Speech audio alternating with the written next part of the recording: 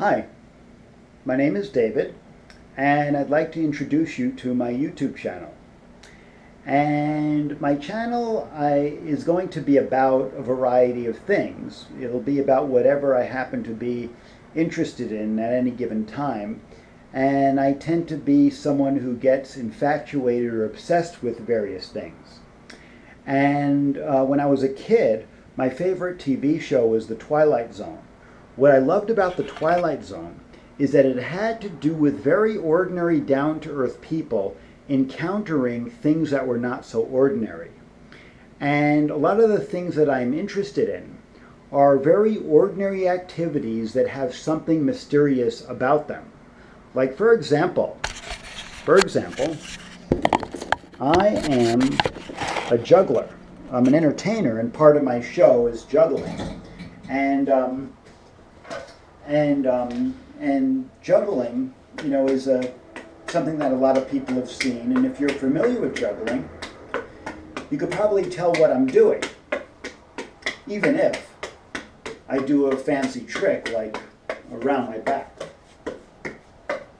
And I could do a faster trick, which might make it a little bit more confusing, but you could still maybe tell what I'm doing. But there are some tricks that even a professional juggler, if they don't know the trick, might not be able to tell what I'm doing. Like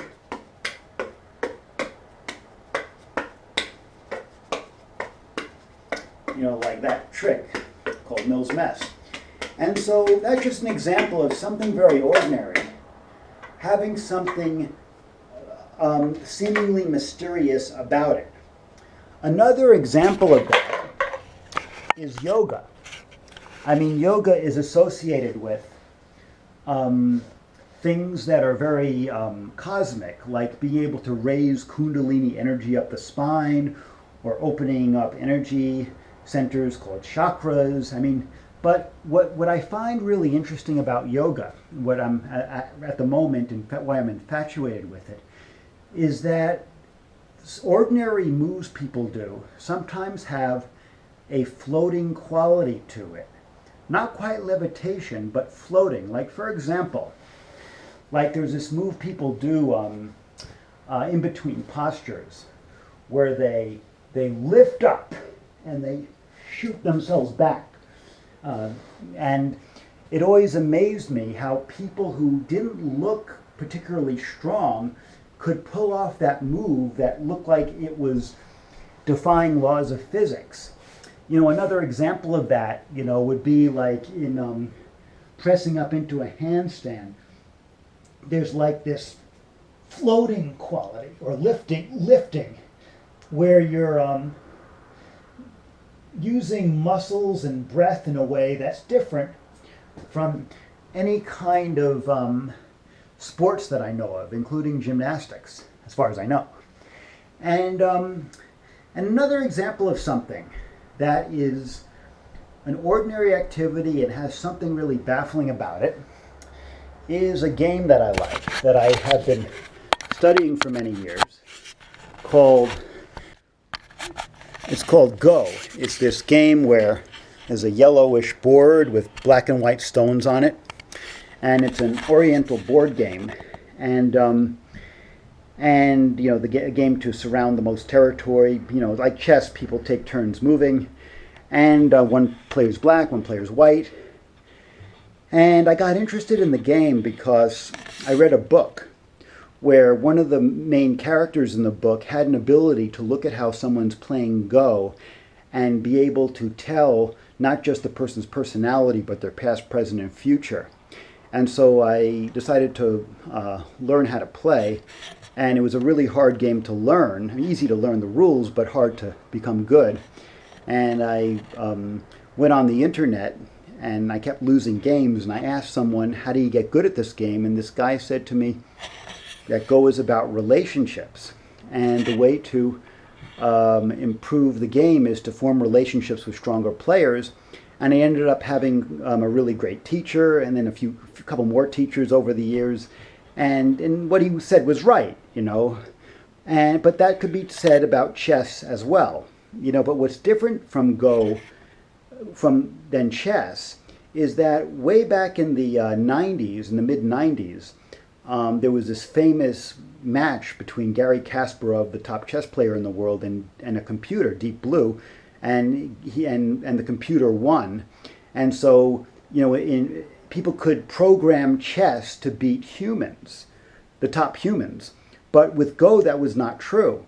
And it always fascinated me that that there's this element of the game that where it takes, like, the idea that right brain qualities like imagination and intuition can trump a left brain, no matter how strong the left brain quality is, like calculation or seeing moves ahead or analyzing. The idea that there's this right brain quality can beat a computer fascinated me, and since then computers have they've caught me, and they're now catching top professionals. But for a while they were giving, it was this one thing that that humans were better at. And another example is the topic that I made my last video on. What inspired me to make a YouTube channel was I got infatuated with the subject of flat Earth theory. And there are so many things that are have this Twilight Zone quality about flat Earth theory, where, it's like people, it's this very big controversy on the internet, and a lot of people think to themselves, oh, it must be gullible people who would buy into that stupid thing. And then they decide, I'm going to help these people out by showing them why the flat Earth theory is wrong and try to debunk it. And then they get sucked into this thing where they try to look for curvature of the Earth and it's not there. And, they look for movement of the Earth and there's no evidence of that. They look for evidence of gravity, that one mass attracts another mass. It's not there. And all the photographs are fake. And, and so people, it's like the Twilight Zone in that, people expect that what reality is. How we live on this globe, and that's supposed to look kind of like, it's supposed to look kind of like this.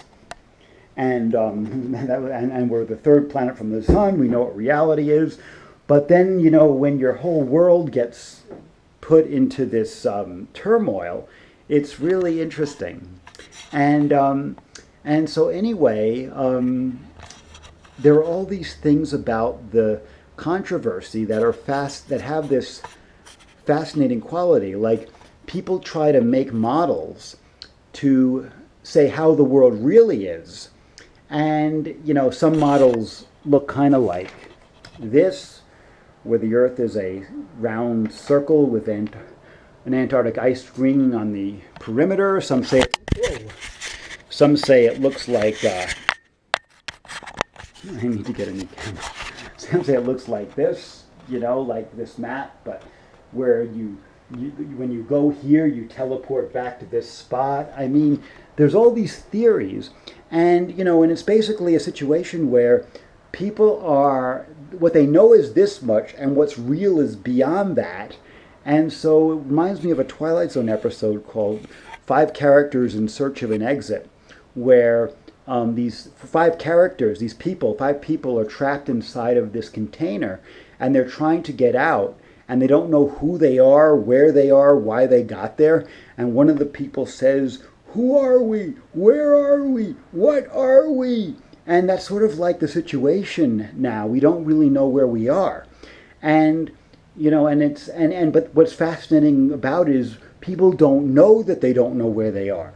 And, and you have people trying to wake each other up. And there are so many things, not just about the theories that are fascinating, but the controversy about it.